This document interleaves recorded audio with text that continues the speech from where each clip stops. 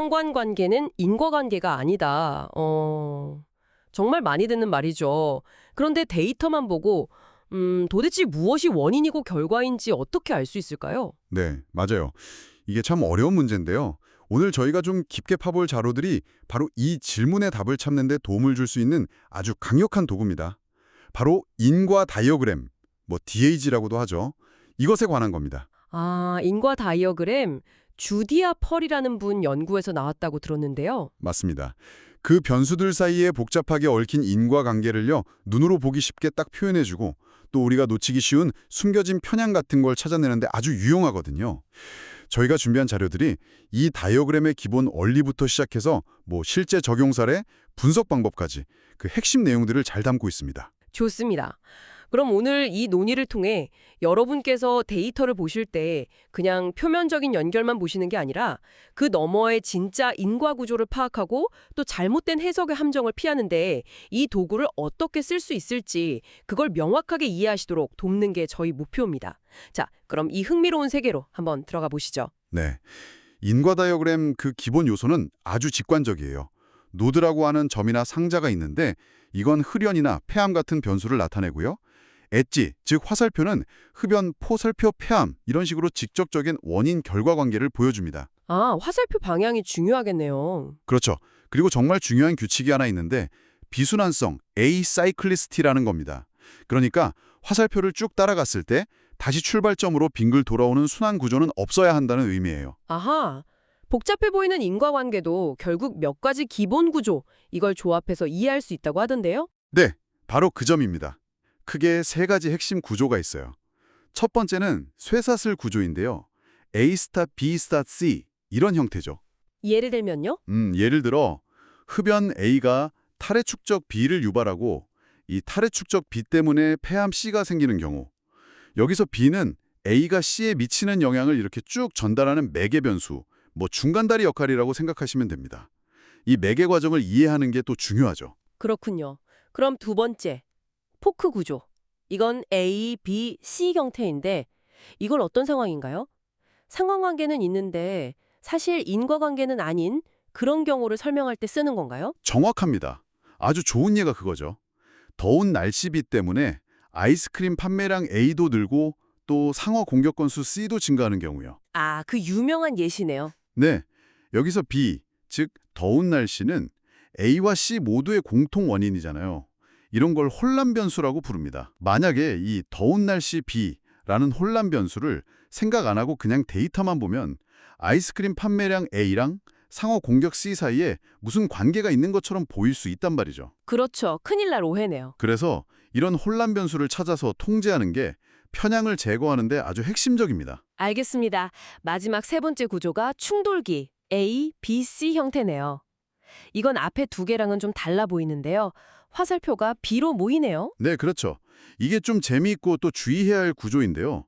예를 들어 고용 여부 B라는 변수가 있다고 해보죠. 이건 학력 A가 높을수록 그리고 경력 C가 많을수록 고용될 확률이 높아지겠죠.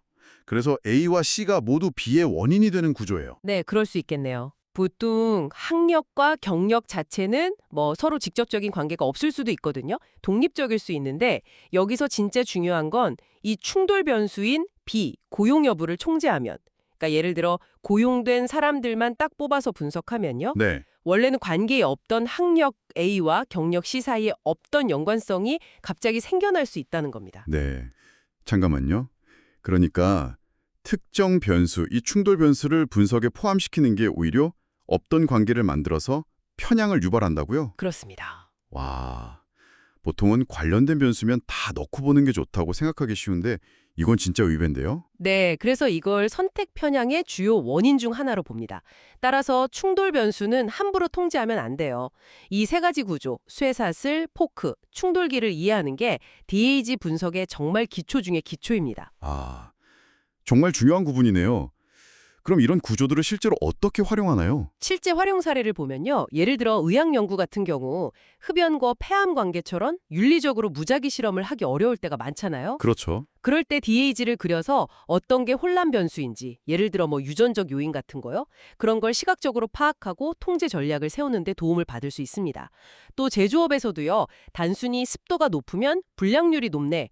이렇게 상관관계만 보는 게 아니라 DAG를 그려서 분석했더니 사실 진짜 원인은 기계 설정 문제였다는 걸 밝혀낸 거죠. 아, 그래서 그 원인을 해결해서 품질을 개선했군요. 네, 맞아요. 그 사례에서는 기계 설정이 핵심 원인임을 파악하고 작업자 교육을 강화해서 품질을 30%나 개선했다고 합니다. 문제의 근본 원인을 찾는 데 아주 효과적이죠. 단순히 관계를 그리는 걸 넘어서 이걸로 실제 인과 효과, 그러니까 이걸 바꾸면 결과가 얼마나 바뀔까, 이런 걸 추정하는 방법론도 있다고요. 그렇습니다. DAG는 관찰 데이터만 가지고도 만약 X라는 조치를 취한다면 Y가 어떻게 변할까 같은 인과적인 질문에 답하기 위한 수학적인 기반을 제공해요. 예를 들어 실험이 불가능할 때 어떤 혼란 변수를 통제해야 진짜 효과를 볼 수 있는지 후방 절단, 백도어 기준이라는 게 있고요. 또 직접적인 연결고리가 없어 보일 때 아까 말한 그 매개 변수를 통해서 효과를 추정하는 전방 절단, 프론트도어 기준 같은 방법들도 있습니다. 뭔가 수학적인 용어들이 나오네요. 두 연산자, D 분리 이런 것도 있던데요. 네, 뒤연산자는 우리가 특정 변수에 개입했을 때의 효과를 수학적으로 표현하는 방식이고요. 디분리, 디세퍼레이션은 그래프상에서 두 변수가 주어진 조건 하에서 독립적인지 아닌지를 판단하는 규칙입니다. 이런 것들이 인과 추론을 좀 더 엄밀하게 만들어주는 도구들이죠. 와, 정말 강력한 도구인 건 알겠는데 그래도 분명 한계점이나 주의할 점도 있겠죠. 모든 걸 해결해 주진 않을 테니까요. 물론입니다. 완벽한 도구는 없죠. 가장 큰 한계는 DAG 자체가 결국 연구자의 가정에 기반한다는 점이에요. 어떤 변수를 포함할지, 화살표를 어느 방향으로 그릴지, 이런 것들은 해당 분야에 대한 깊은 이해, 즉 도메인 지식이 정말 필수적입니다. 그렇죠. 가정이 틀리면 결과도 틀리겠네요. 네, 잘못된 구조를 가정하면 당연히 잘못된 결론으로 이어질 수밖에 없고요. 또 우리가 관찰하지 못한 숨겨진 혼란 변수가 있을 수도 있고 시스템이 너무 복잡하면 DAG를 제대로 그리는 것 자체가 어려울 수도 있습니다. 그렇군요. 그래도 요즘엔 이걸 도와주는 분석 도구들도 있다면서요. 네, 다행히 DGT라든지 R 패키지인 GGDAC, 파이썬 라이브러리인 두아이 같은 여러 도구들이 개발되어서 분석 과정을 좀 도와주고 있습니다. 최근에는 AI, 특히 그 LLM 있잖아요. 이걸 활용해서 초기 DAG 구조를 좀 만들어 보려는 시도도 있다고요. 아, 네. 그런 연구들이 활발히 진행되고 있습니다. 방대한 문헌을 분석해서 가능한 인과 구조를 제안해 주거나 경로 탐색을 돕는 방식이죠. 그런데 여기서 정말 중요한 점을 강조해야 합니다. 뭔가요? 현재 AI는요, 아직 인과관계를 막 깊이 이해하고 추론한다기보다는 그냥 방대한 데이터 속에서 통계적인 패턴이나 상관관계를 찾아내는 데 훨씬 더 능숙하다는 거예요. 아, 그러니까 AI가 제안하는 구조가 진짜 인과관계가 아닐 수도 있다. 오류가 있을 수 있다 이 말씀이시죠. 정확합니다. 그럴 가능성이 상당히 높습니다. 그럼 AI가 제안하는 인과 구조를 그냥 그대로 믿어버리면 위험하겠네요. 절대적으로 그렇습니다. AI가 제안한 DAG 구조를 비판적인 검토 없이 그냥 받아들이는 건 어쩌면 잘못된 인과관계를 기반으로 중요한 의사결정을 내리는 결과를 낳을 수 있어서 매우 위험합니다. AI는 분명 유용한 보조도구가 될 수 있어요. 하지만 최종적인 판단과 검증은 반드시 해당 분야의 인간 전문가의 비판적 사고를 거쳐야만 합니다. 그게 핵심입니다. 네, 오늘 저희는 인과 다이어그램이라는 도구를 통해서 변수들 사이의 복잡한 관계망 속에서 진짜 인과 구조를 어떻게 시각화하고 또 탐색할 수 있는지 자세히 살펴봤습니다. 특히 쇠사슬, 포크 구조, 그리고 아까 정말 흥미로웠던 그 충돌기 구조요.